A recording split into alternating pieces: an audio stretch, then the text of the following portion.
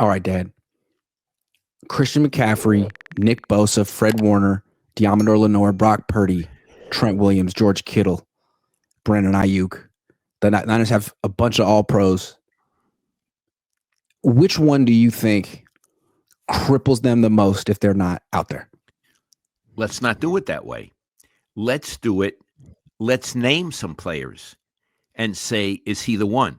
For example, Nick Bosa. Can they play without Nick Bosa? He's in the running for most irreplaceable. He wasn't out there for practice today, and the Niners offense looked phenomenal. But I don't know that he would be the number one player on my list. He might be number 2 or 3. Fred Warner. Great player, but he's a middle linebacker. I think they could live without him for a month. Brock Purdy. Hell of a player, but I think they could win with Mac Jones if they had to. Christian McCaffrey. Hell of a player, but the Niners always run the ball well no matter what. And we saw them go about 500 through the bye week last year without him. So we've seen them win games without him. Okay. Juwan Jennings. No. Okay. Brandon Ayuk.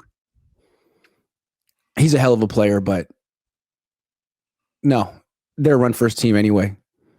They don't. They have all kind of wide receivers. Kittle. No, he's a hell of a blocker, but he's not the most important blocker. And they have guys they have a bunch of guys you can throw to. Okay.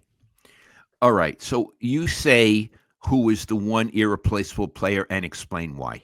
And we agree on this. I believe the one irreplaceable player is Trent Williams. That everything falls apart if he's not there. Go ahead. No, go into more depth. I want to hear this. He's the best blocker on the team in every way. On pass plays, Brock Purdy never has to worry about blindside pressure, ever.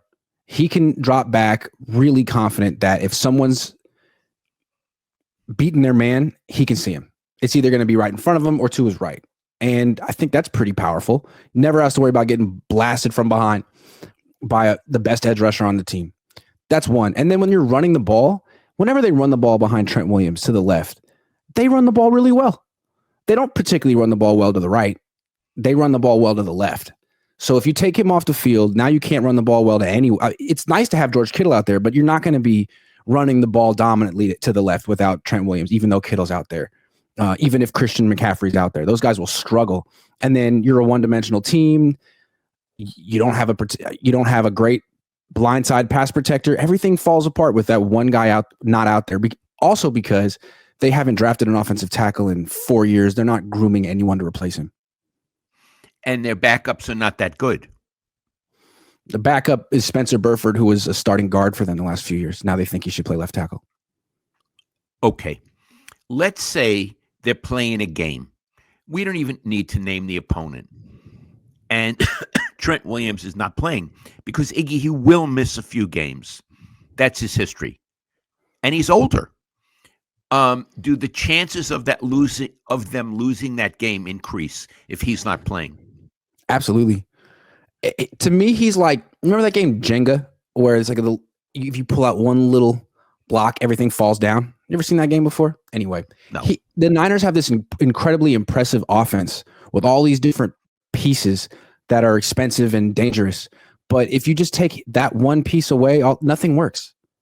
Nothing works. It doesn't matter that you have Brandon Ayuk or Ricky Pearsall, or you can't get on the ball. It doesn't matter that you have Christian McCaffrey.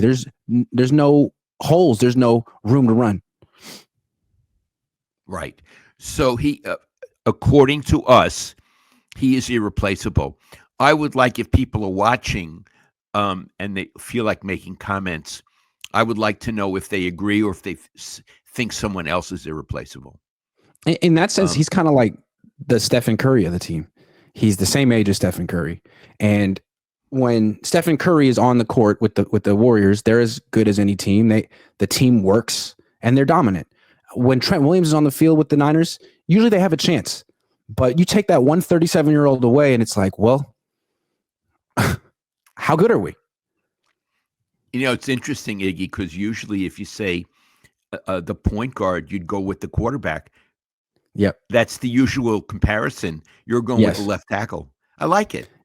Yeah, I mean, he's not the point guard of the team, but he is the guy where he's the foundation of the team. Yeah. He's the foundation. Yeah. Everything is built on top of him. And so Iggy, he was out there today. He was practicing? He was practicing today. He's been working his ass off all offseason. He wasn't just standing around. No, he was on the field. Nick Bosa took the day off. Don't know why.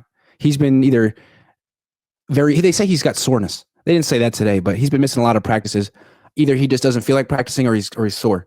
But he wasn't there. Trent Williams was.